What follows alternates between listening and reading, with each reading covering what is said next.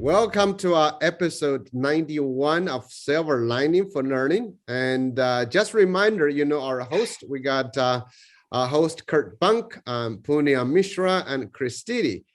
And today we have three guests. The first one is Fernando Reimers out of Harvard. And we have Anustup, of the project director of the Central Square Foundation in India, which is 4 a.m. right now, and thank you for getting up so early. And Leandro from Uruguay, right? I think that's the right country. And so what today we're really trying to talk about on a global scale. Fernando has led the publication of a book, which really, I used the book to write the blog, but then Fernando said maybe that may not be a good idea. So the real idea is called In Education Innovations During COVID Around the Globe. So feel free, I think every one guest introduce yourself a little bit more, because we have some text on the blog. But really, let's talk about this project and what you discovered about innovations around the world. Let's start with Fernando, please. Thank you. I'm happy to do that, Jan. Thank you so much for the invitation. And before I begin, let me just say how glad I am that the four of you created this social innovation to capture the silver linings of the pandemic. I'll be saying more about that in the conversation, because I do think that a lot of interesting things happened over the last 2 years.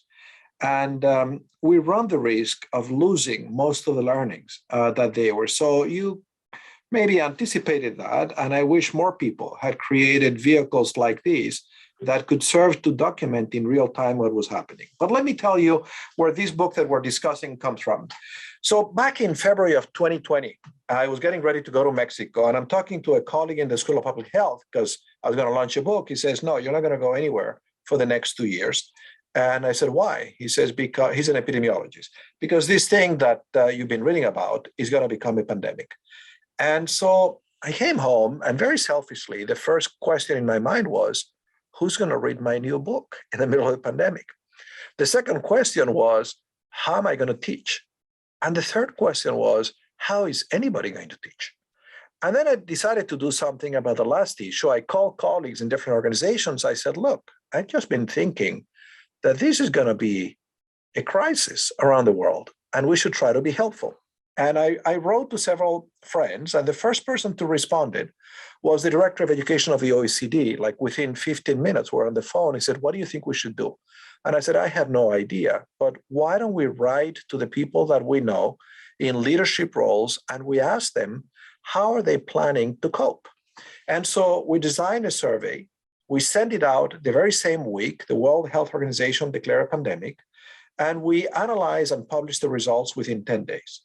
And it's now a historical document, but it was all there. The big message was nobody had any plan.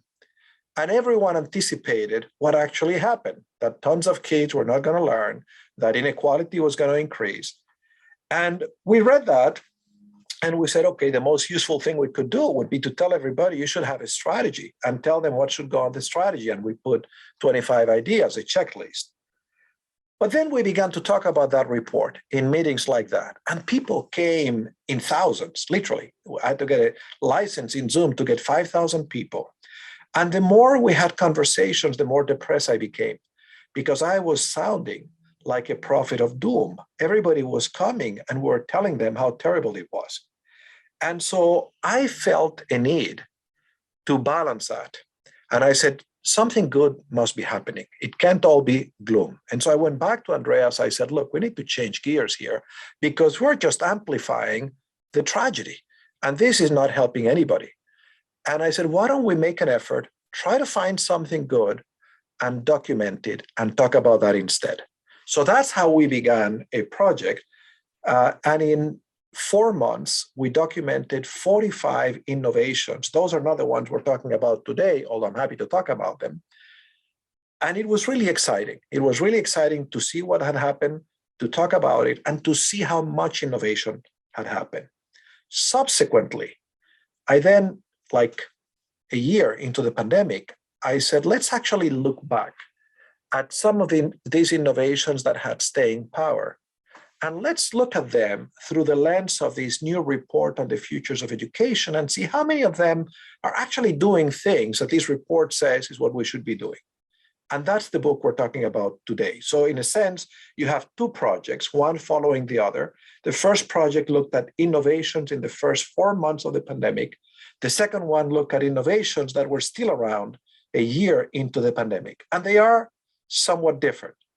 So that's the background of what we're doing. I can say that at least the second book has 31, first one has 45, at least 76 good things happen in this pandemic. But look, I know we're just scratching the surface. I think the contribution that we're hoping to make is to remind people, number one, of the capacity that exists in education systems to innovate, of how much innovation happened, but also to underscore the risk that we may lose all of those lessons because they're very powerful forces that are trying to push education systems to the way they used to be before the pandemic, as if 2 years into the pandemic, we have forgotten how terrible they were. And we're now longing to go back.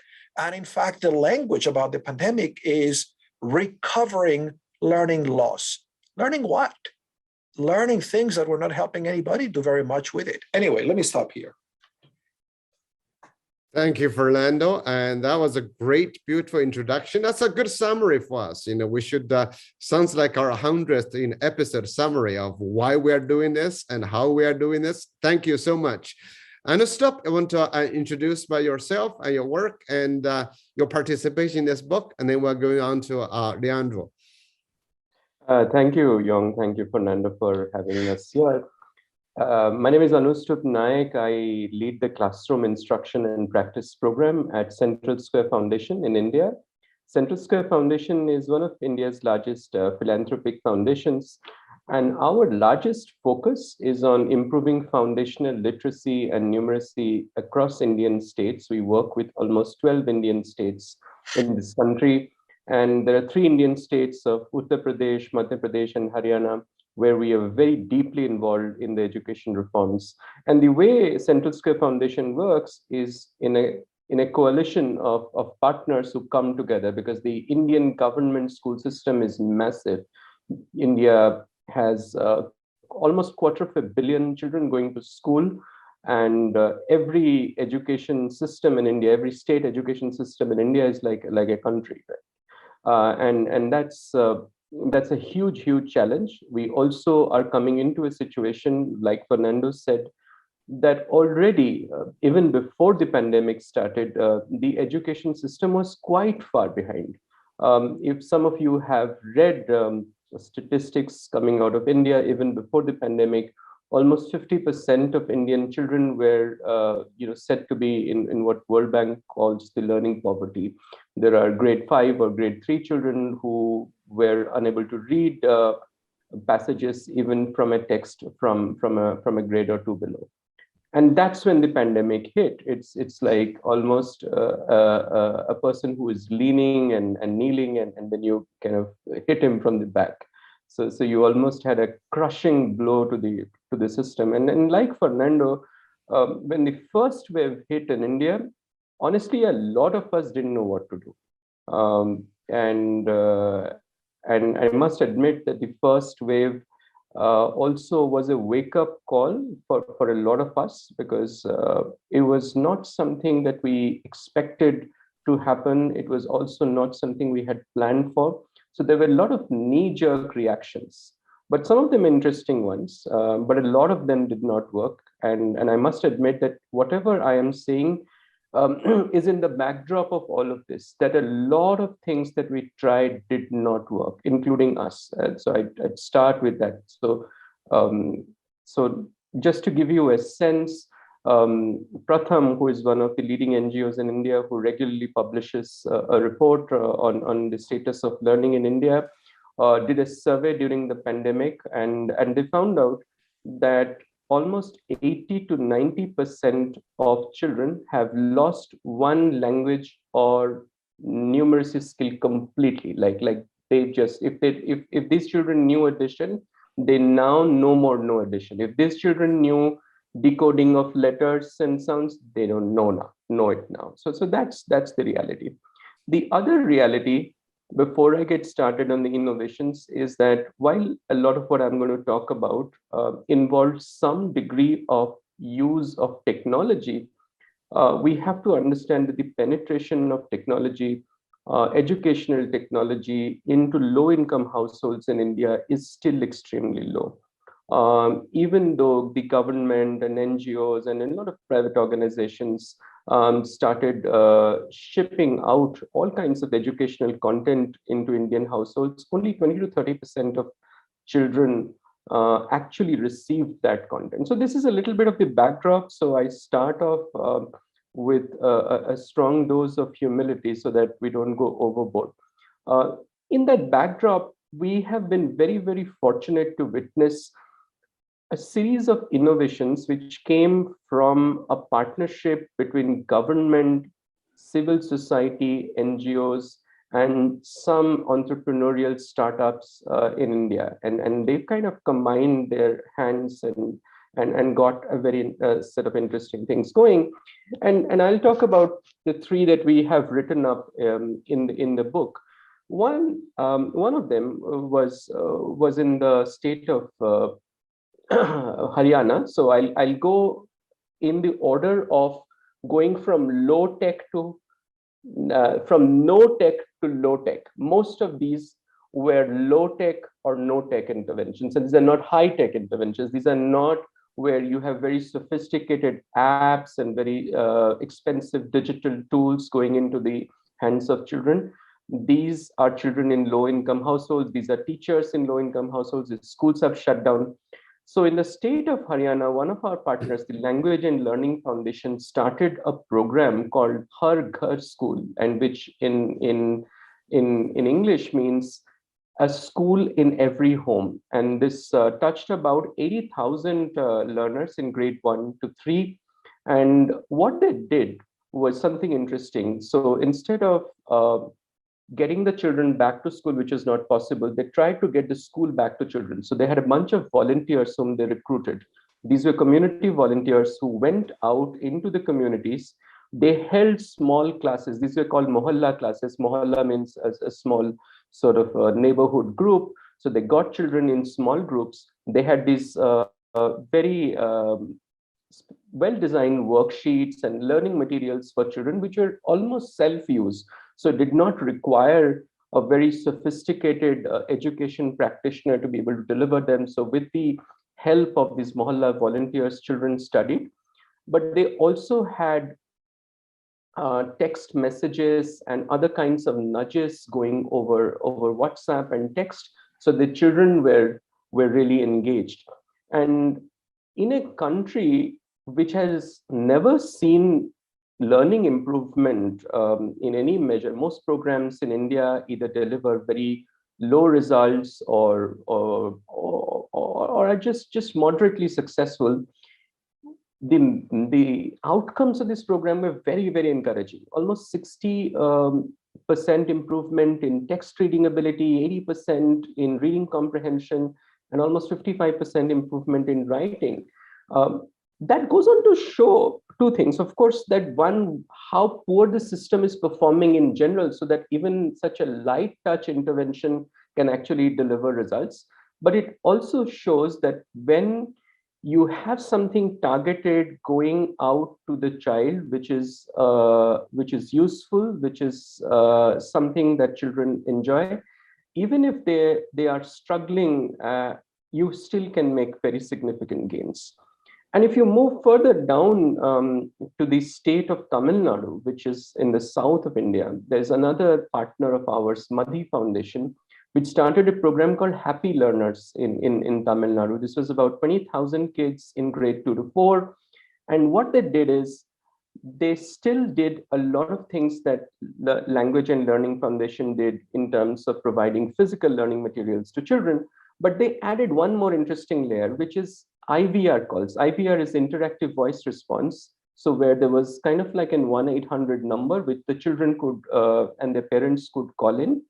And when they called in, they received instructions about how to short instructions on how to go about using the materials that were sent to them, short audio clips on which had educationally relevant messages, so on and so forth. And that program showed also some very interesting results, that you had almost 20-30% students were engaged. And then the teachers were using calls to reach out to students, and filling up a tracker, asking students some questions, and just doing a quick assessment. And finally, I wanted to come to something slightly more sophisticated, which happened in the western state of Maharashtra, where teachers and children were engaged. And then this was two organizations named Convigenius, which is an edtech firm, and Leadership for Excellence, which is a non-profit organization which we support. They banded together, and what they did was they created a WhatsApp chatbot. And in that WhatsApp chatbot, children were sent small assessments. So when you are sent a small assessment, you answer questions like a fun game, and you answer questions, and the chatbot assesses the level that you are at. And this is very interesting, because in India and across the world, one piece of research and one piece of intervention which has always shown results is what is called teaching at the right level, that meet the children where you are. Pratham in India had popularized it. As you know, Professor Abhijit Banerjee and Esther Duflo won the Nobel Prize based on some of the research they had done on TRL. And it just used a very similar methodology to first assess children where they are. And based on this micro assessment, they then send some material which was targeted to the learning level of the child through WhatsApp. These are small games or activities. And you saw very, interesting improvement in children's learning. More than 90% of the children actually completed these small modules. 40 to 50% of children were really engaged. And these are some models which seem to have worked in our context. There are many in India. In the book, one of my other colleagues, Aditi, has written about another model called Rocket Learning in India, which also used WhatsApp. So interestingly, what has happened is all these innovations in India, which were almost looking for an outlet, and they were on the fringes, suddenly came into the limelight. So that's, I think, like you, Young, called the silver lining. That is one silver lining, that suddenly from being fringe experiments, from being things that people were toying about, suddenly government was reaching out and taking them seriously. And the real reason I think government and civil society were taking this seriously was, I think, for the first time as a society, we were humble enough to acknowledge that things are not working out. And if I were to just sum it up, I think there is one big learning for us, that when you look at what really works in this kind of learning, where you have technology mediating some in some way, and I know there are some big experts here. I know Chris and Punya have written very extensively on EdTech. We came up with a simple way to describe this. We said learning is like a function, if you can imagine, a function of touch plus stuff multiplied by technology. Touch means the human connection between either a teacher or a moderator or a facilitator and the student. That doesn't go away. So the motivational nature of education is very, very important. You can't just switch it off. Stuff is content. You have to be pushing out curricular content which is relevant, which is at the right level of the child, which is targeted. So none of the educational principles of what good learning is about goes away. But what technology does is multiply that effect. It acts as a force multiplier. But if those two things are zero, then there is nothing to multiply. So that's the reason most technology innovations fail. So that's where I would end. We have a lot of distance to cover. The schools have been closed in India for 2 years. If I get an opportunity to speak again, I'm going to speak a little bit about what we should do when schools should open. There's a lot to be done. And so here are some innovations that we could. Thank you, Anustup. That's amazing. And I'm so happy you shared with all those stories, those how actually innovations came up in those places. And thank you. Leandro, you are our first returning guest. It's been more than 80 weeks, 80 weeks that we had you last time, 84 weeks, precisely. So welcome back. What do you have to share with us? First of all, thank you for the invitation again. And it's so interesting that I am participating of this show 84 weeks after that first conversation. It's an honor also to be here sharing with two of my professors, Professor Reimers and Chris Didi at graduate school, were a great inspiration for me. And I share this because one of the first, let's say, impulses when I, as president of Plan Ceibal in Uruguay, which is the technology EdTech innovation agency for the Ministry of Education, I started my presidency there on March the 2nd, and on March the 13th, school closed everywhere in Uruguay and in the world.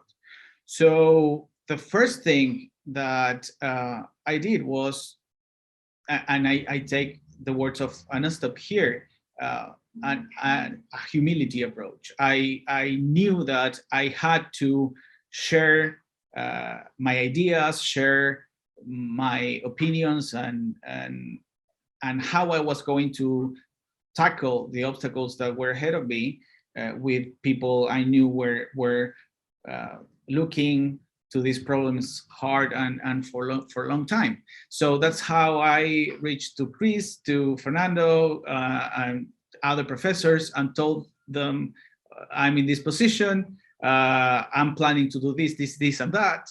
And it was awesome how the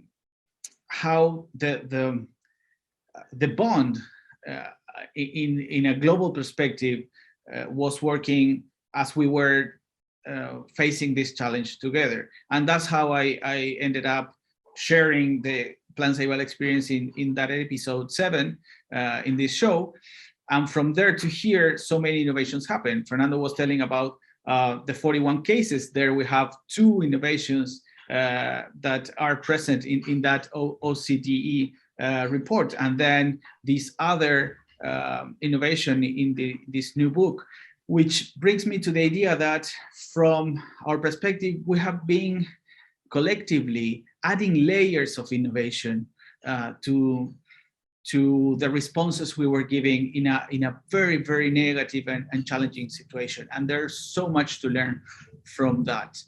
And from there, let's say this case that we're sharing in the book starts saying something that was kind of hard for us, because Ceibal was the first one laptop per child initiative in the world that was implemented 100%. So many people may think or thought at that time that Uruguay in the region had it easy or had sometimes somewhat all the answers to this issue, because with technology and with virtual education, everything would be solved, and that was not the case.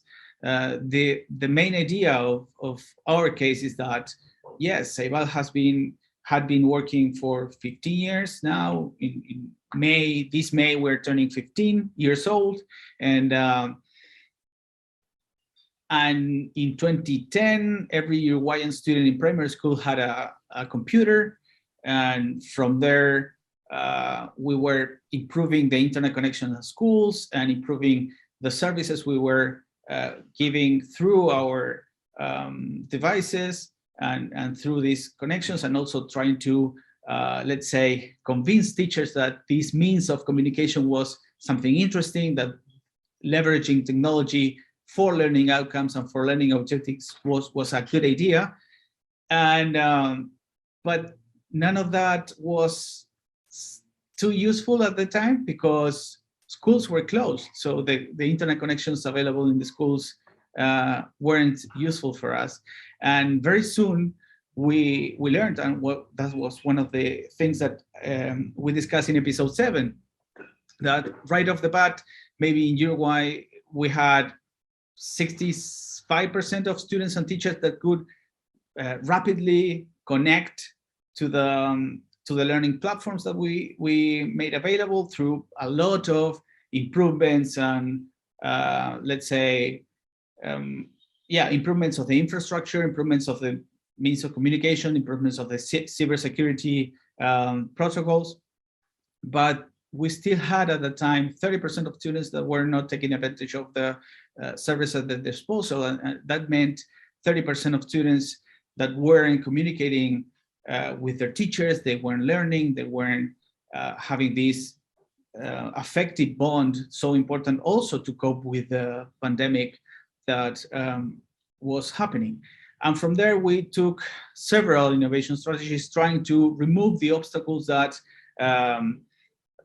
let's say, prevented students from taking advantage of the tools at their disposal.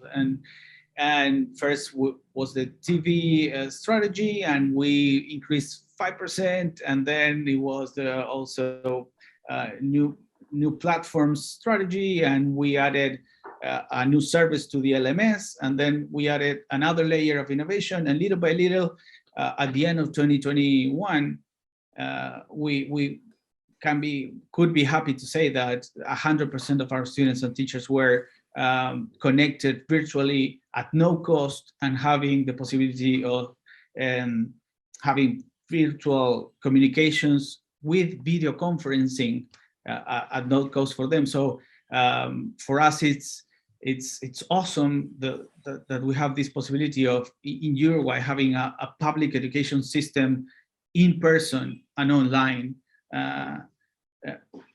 in all the definition of the word. But this brings huge challenges for globally, because we have to rethink how can we provide these services at a global scale. It meant for Ceibal huge efforts in terms of IT, software development, partnering with our providers.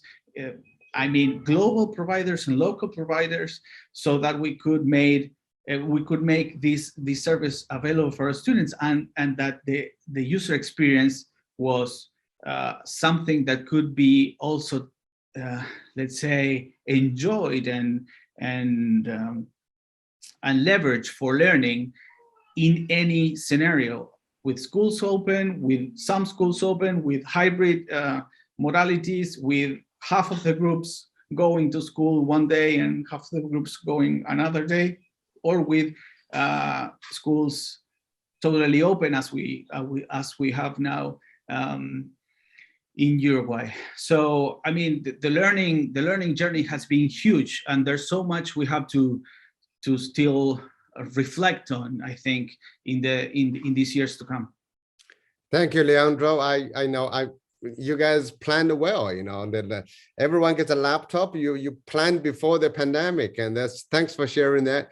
Chris, you have a comment, and then maybe after that it'll be Punya and then Kurt. Chris, go ahead. Well, I just want to say that one of the most important things I think about the books that Fernando has done, the kind of publicizing that all of you have done around what's happening in the global South, Kurt's work in this area, and so on, is that these are stories of marginalized people with very few resources making a big difference in kids' lives.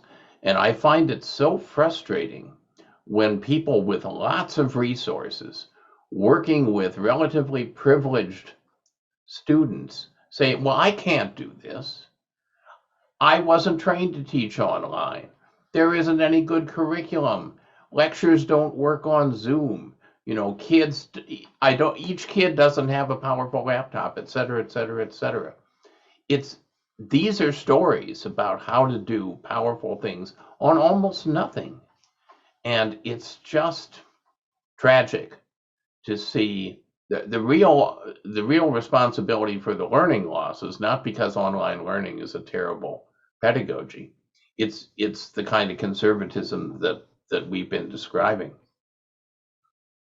So I was wondering, Fernando, do you want to respond to what Chris said? Yes, as the editor, as the one who managed the two books. I completely agree with Chris, and I don't have a good explanation, but I have been puzzled by why, as I've been doing these innovations in different places, the subjective sense I have is that the greater the crisis and the lower the resources, the more the innovation. And I'm going to describe to you a vignette. Okay, so we're talking the first weeks, the first day after the government of Colombia announces we're shutting down the schools. The secretary of the city of Bogota convenes a meeting on Zoom with all principals and teachers, in which she says, I need your help. I don't know how to solve this problem, but what I think is unacceptable is that we do nothing. Let's work together. And the Secretary of Education in Sao Paulo, something pretty similar. And as a result of that, within a few weeks, they have a prototype. In contrast, in a state I'm not going to mention, but where I have friends in the educational administration, I reached out several times as we're doing these case studies in saying, guys, could we collaborate? Could we document what you're doing? Would you be interested in learning from others? And the response was always, we have it under control. We don't need this thing. Things are fine. And because I follow that state carefully, as it turns out, nothing was fine. Nothing was under control. And that stance of being in charge actually made a bad situation a lot worse. So this is how I've come to begin to think about what accounts for the fact that there was more innovation, in my view, in less resources environment. The pandemic broke the delivery system.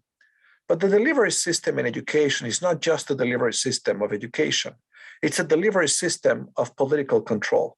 It's a delivery system that maintains relationships of power. And when that was broken, things became a lot more democratic. All of a sudden, leaders were very open to accept that good ideas could come from anywhere, that teachers could have good ideas. That's why we saw a lot of collaboration between the public and the private sector, civil society. In places where there was not the same sense of collapse of the delivery system, where there was the illusion that the instruments of control were still there, there wasn't the same humility. There was a lot more arrogance, and that the arrogance of those in positional authority actually were supposed to have the answers, when a more constructive stance would have been to do what the Secretary of Bogota did, which was to admit, I have no idea how we're going to manage this crisis, I need help. So I guess that's my explanation. The other one is that as I compare the two projects, the first 4 months of innovation and then what came on, my sense, I haven't looked at this carefully, but my sense is that there was more innovation. It doesn't mean it was more effective, but it was more innovation early on. And the more time goes by, there is less innovation. And I've asked myself, so what could explain that? Because it should be the opposite. It should be that as we learn, as we reflect, as we have more knowledge, we're getting better. And I don't see that. And I'm thinking that one of the things that happened at the beginning, remember when we had no vaccines and we were all staring at death in the face, people became a lot more generous. I mean, like TV companies donating access to data, like publishers making available their publications for free. And as things kind of settled down and we had vaccines, we all became our usual greedy selves and said, well, I'm happy to offer my platforms, but how much are you going to pay me? It may sound a little bit metaphysical, but there was something in the first 4 months that was similar to the response that I saw in our communities the first few weeks after 9/11. We recovered our humanity. We rediscovered that we're all in this together. And as time went by and we got vaccinated and we recovered a sense of security, it was all about looking after number one first. Anyway, let me stop here. Well, thank you, Fernando. I like the analysis. Okay, crisis makes us better human beings. But I like the analysis of about the how it has destroyed political controls, because I've seen in so many different countries during this process that is the less resourceful places actually had more freedom because a lot of the less resourceful places, a lot of them, I'm not talking about India, had a very tight control in many ways. And also we got to really remember schooling itself is not innovative. Schooling, that's right. It needs to be removed in a way to do this. But Punya, go ahead. Sure, thank you. And I think this leads very, my question / comment leads very smoothly from what we've been talking about. Excuse me. So, so two things, right? One is this idea that less resource places and more innovation, and also understood the point you made about the data showing that, just with the WhatsApp groups and the small community learning, that you could actually see great learning gains. So, so 2 points here. So one, let me see, how should I phrase this? So one is the question, coming back to this, that innovations, like Fernando, you were saying, seems to be not going at the same pace or are stalling in some way. So one question I would love to hear from all three of you is, what are the characteristics of innovation that you think are going to stay? So that's one. It's not particular innovation, but certain characteristics of them, because that can possibly help us think about other ones. But there was something else, Fernando, you spoke about before the thing started, about there are these conservative, quote unquote, with a small c or whatever you want to call it, forces, which are pushing this whole argument of learning loss, which is pushing us back to this old model, which clearly, like, even from the example that Anustup gave, showed that wasn't working, because the USR reports and all of that show that the numbers are actually quite abysmal. And so maybe you could speak to that as well. So a two-part question. One, what are the characteristics of innovation that you think will continue? And second, what are these forces that are pushing back against these innovations? And anybody can start off and go from, we can take it from there. Punya, that's a great question. And I don't think I have a perfect answer. But I think a couple of things are important. I think the first thing that people have realized, and I think my vantage point is a little bit more around India, and others can chime in from the rest of the world. But what I've seen around here is that I think earlier a lot of innovations in ed tech were ed light and tech heavy. It was like almost small ed and large TECH. I think through the struggles of ensuring learning through technology, I think it's becoming very clear to us that it has to be ED in capitals and TECH in small letters. And what that does mean is that the basic educational principles don't go away. What that does mean is that, yes, learning has to be starting at the level of the child. The reason the WhatsApp bot was working was not that the WhatsApp bot was something dramatically, sophisticated. The reason it was working is it was asking children a very targeted question, which could, in 1 or 2 attempts, gauge where the child is at, and the next thing that came was at that level, so that learning at the light level. So I think that's very important. The second thing, which in our paper, we've sort of distilled all of that if we were to go forward, what seem to be some of the common characteristics of these innovations, and a lot of our work has been what works at scale, because a lot of things can work in a small group. And as you know, in India, everything, the scale is just mind-boggling. So we've almost got to be ruthless about testing everything against scale. So it's 4 or 5 things coming out of it. And we called it a model called ACRAM in the paper that we wrote, is that the first thing you have to solve for is access. And that was, Leandro spoke about it, that you got to ensure that children have access. So whether you're providing them with some kind of low-tech devices, or you're bringing volunteers, so without that access you can't solve anything. So just spraying and praying that the last mile would get it doesn't work. The second is what I said about content, that you need a tightly knit content package. So in the first wave of innovation, which Fernando was talking about, we had a lot of innovation, but a lot of that didn't work, because what was happening was people were just sending YouTube videos and worksheets and little pieces of content, all just disconnected from each other. So some kind of a or a micro curriculum has to be designed, otherwise it doesn't work. The third thing we learned has nothing to do with learning, nothing to do with technology, but everything to do with the adoption process, which means that are the roles of different players really clear? Do teachers know what to do? Do parents know what to do? Are there volunteers? Are there other sort of players in the ecosystem who have to work together? That was a big learning, because in the first wave, we were just sort of trying to push through these innovations as if they needed no collaborative effort with the other human beings in the system. So it was almost like these technologies and these modules are supposed to work on their own. And the last couple of things is, how do you generate and sustain this engagement? And that's something we saw fall pretty quickly, because when you had that initial wave of innovation, there's a lot of excitement, there's something coming, let's go for it. And then suddenly you see, and you can see that with any piece of content, including this YouTube talk, you'll see that perhaps for the next few days, you'll see a lot more excitement, but then over a period of time, people just lose interest. And that's the nature of human beings, that's the nature of learning. So and that's where behavioral science comes in. So a lot of these employed these nudge theories, which is in subtle ways nudging the learner, nudging the instructor to stay engaged with each other. And that's very important.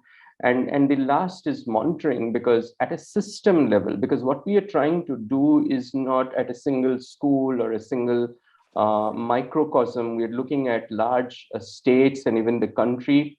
So unless the state understands what is the effectiveness. So initially, the state was monitoring how much was pushed out. In fact, nobody was monitoring what was received on the other end. And it's the nature of things that you start always with input metrics.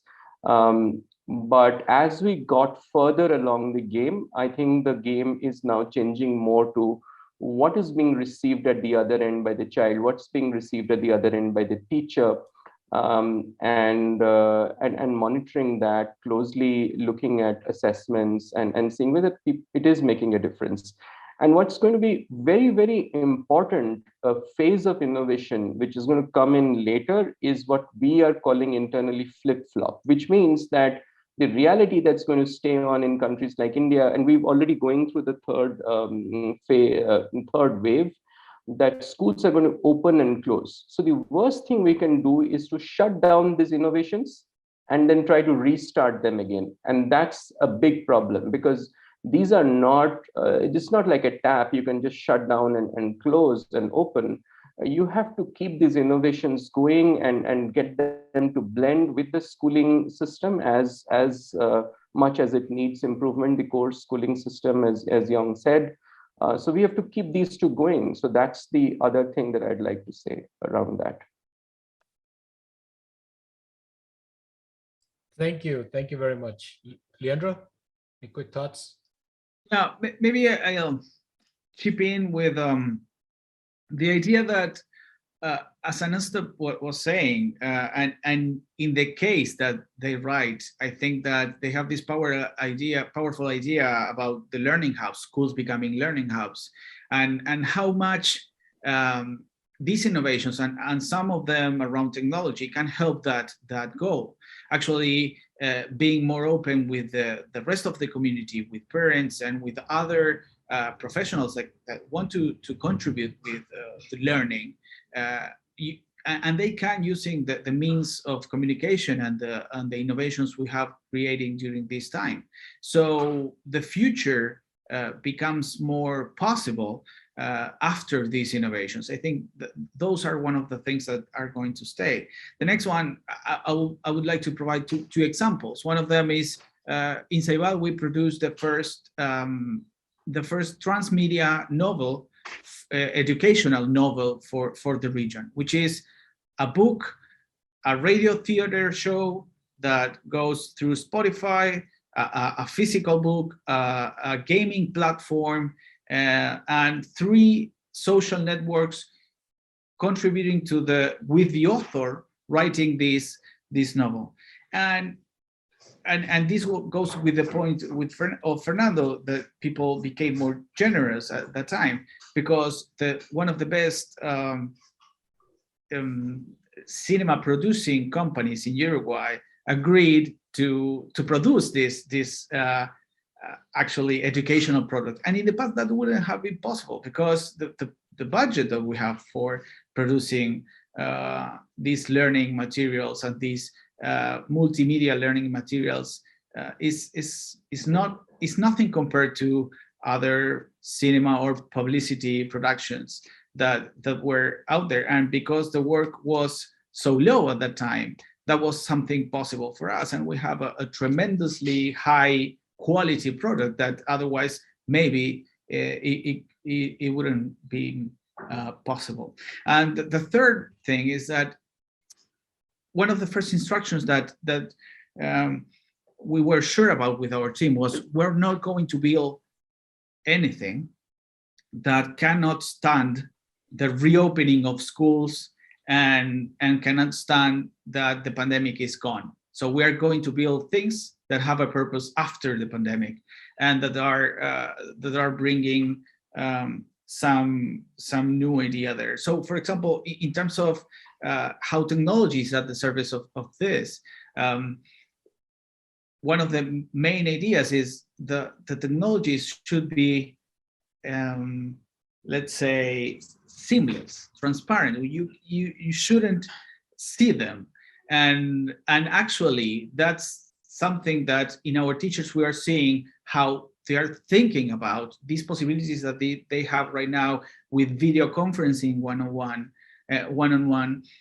how it's going to be different, the type of group classes that they are going to have, and how much this can bring to the feedback loops that they know are valued for the learning.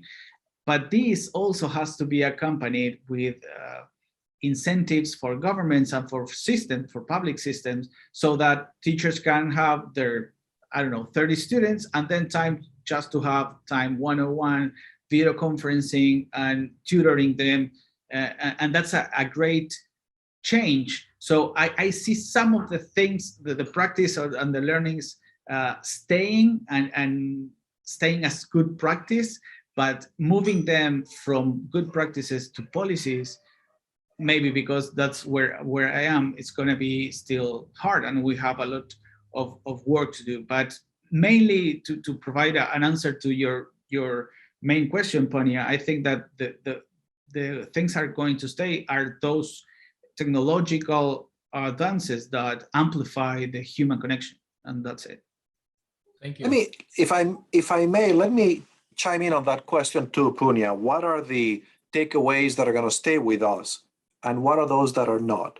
So I think that there are 4 domains where the pandemic surfaced, made visible the importance of ideas or innovations that are likely to stay. One, the attention to the social-emotional well-being of children. The pandemic made that very clear. And I think a number of the innovations in this book are about programs that were designed to address that need. And I think they're going to have sticking power. The second one, the pandemic made visible how networks of teachers within schools and across schools could actually, in very little time, generate solutions. And I think having had the experience, those innovations, I think are likely to stay with us. The third one is the pandemic made evident the need for good communication between schools and communities. And many of the innovations in this book are about platforms and programs designed to facilitate that. I think that's going to stay with us. And lastly, not an innovation, but a theme, the pandemic made so visible in our faces the huge inequality that exists in every society that I'm hoping that our attention to that issue is going to have some sticking power. Sadly, there are 2 things that I would call them innovations that happened in the pandemic where I really wonder if they're going to stay with us. I wish they were. One is we saw in the pandemic more interest in skills beyond the basics. I mean, the concern with the kids' inability to learn on their own had to do with their own confidence that they could learn on their own curiosity, their own skills to collaborate with others, to learn independently. And I wish that we kept that interest, but I see the discourse shifting so rapidly to basic skills, which in the minds of many people really is about basic literacy and numeracy. And I think that's very unfortunate because I think it reflects a poverty of our own imagination. of thinking that we are so limited in our capacity to educate that we have to choose between teaching a child how to read and teaching them the confidence that they can learn on their own. And I wish we included in the definition of learning poverty these basic skills that are essential to be agent of your own learning and your own life. I'm afraid that we're going to lose that interest in breadth of skills that the pandemic made obvious, and we're going to go back, especially as this discourse on recovering learning loss gains more and more traction. And the second thing that I'm afraid we're going to lose is the pandemic was especially an opportunity to work differently, to give more power to teachers, to work more collaboratively, to get the administrators to move to the back and to work in service of teachers. In a way, I think it was an opportunity for organizations to transition from the 19th to the 21st century, the organization where we don't have so many layers of management. And I think that we may lose that. We may go back to the highly bureaucratic, top-down organization. I think that is one of the conservative forces, frankly, that is trying to do away with innovations. There are some systems, the US included. The US is one of the countries that spends more of every dollar that goes into education in layers upon layers of management. And what the pandemic revealed is at least it caused people to ask the question, what do they actually contribute? Who does the work when it really matters? But of course, it's an extremely dangerous revolutionary idea for us to accept that teachers really have been emasculated of their power to be good educators by all these layers of administration, and that the pandemic reinstated this power on them, making it visible that the emperor had no clothes, that some of these layers actually add very little value.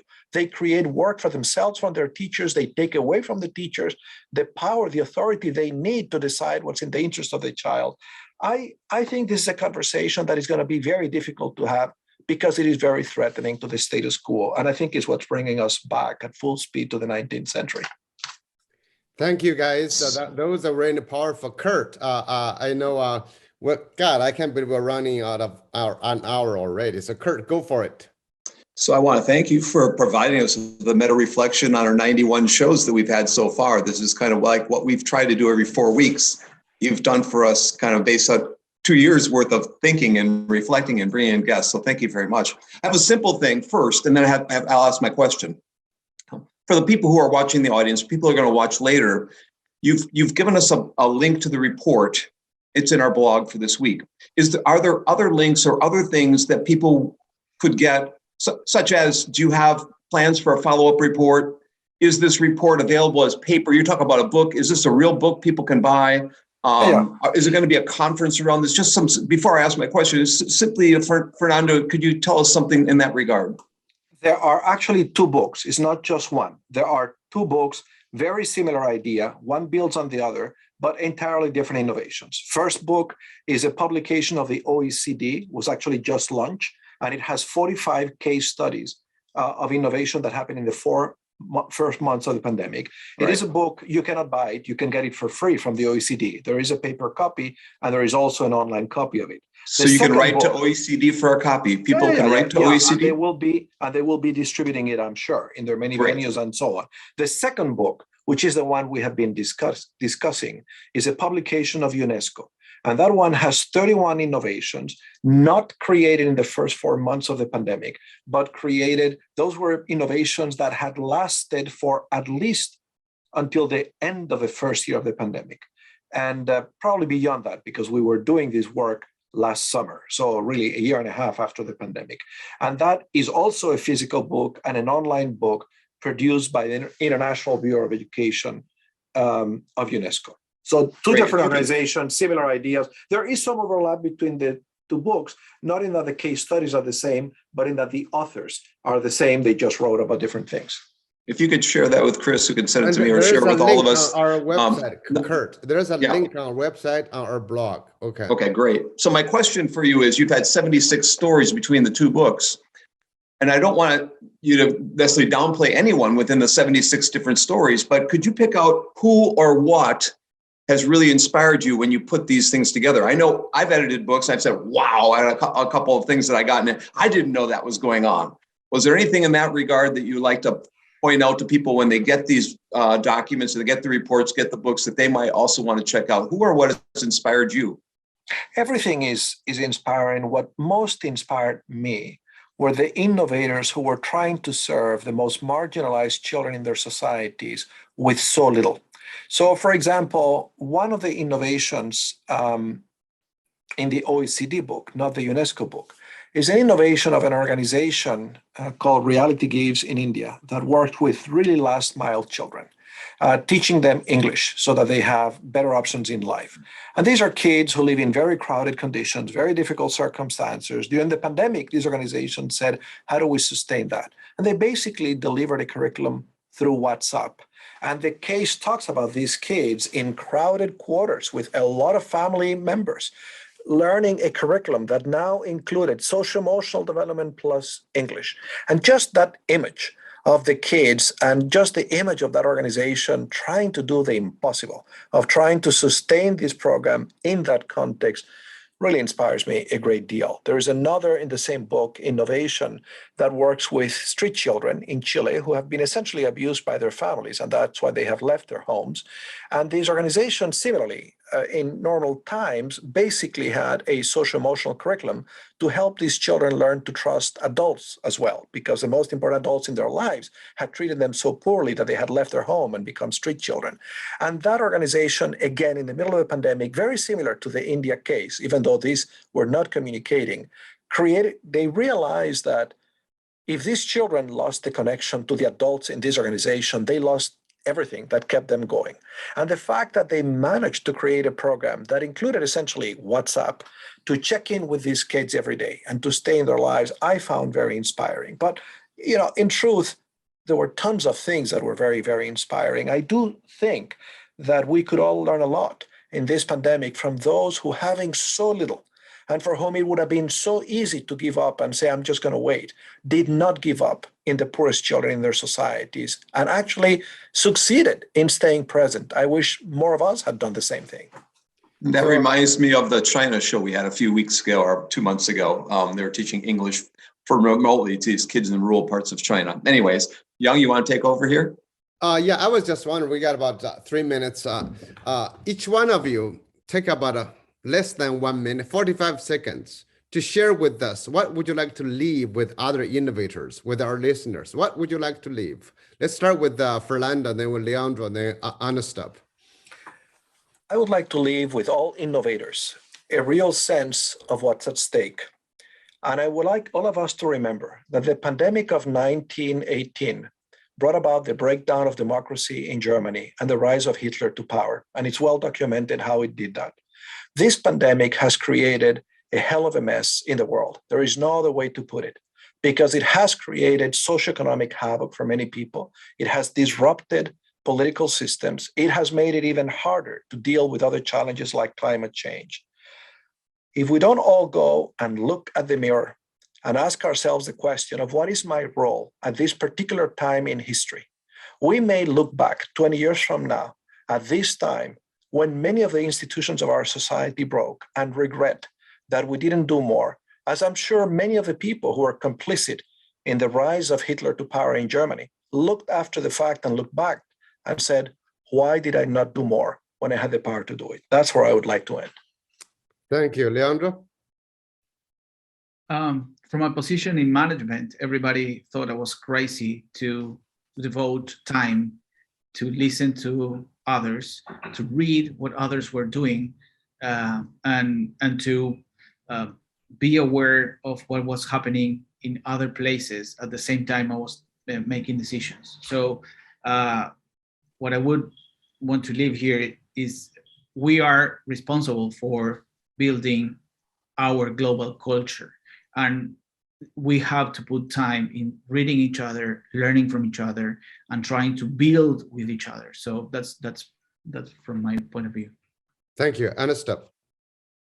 I think for me, the biggest learning that we should not forget is that it is the teachers and the children who are really making things happen. And I think, as Fernando said, there's a lot of things in education which is not the teachers and children. I'm not saying those are not important, but if there is one lesson that the pandemic will give to everyone who's working in education, whether they're innovators or they're managers, or is to bring them to the forefront. And to do that, I think two things have to happen. One is to meet the children where they are. I think a vast majority of our education almost goes on like a train, like a bullet train, which the children have to rush to catch, which is the other way around. The second is really empowering the teacher to succeed, because the teacher's role has become even more complex after the pandemic. Apart from the fact that they have to teach the curriculum, they also have to almost make up for a lost 2 years, they make up for the disruption in the child's life. So how do we ensure that our teachers' well-being becomes a centerpiece of educational policy, educational innovation, the educational enterprise? That is my hope. Thank you all for that powerful, powerful, powerful message. And thanks for the powerful innovation book you've done. And thanks for a wonderful episode. And for our next episode, for the guest will be a host reflections. We'll be talking about this episode and the previous 2 episodes. Thank you.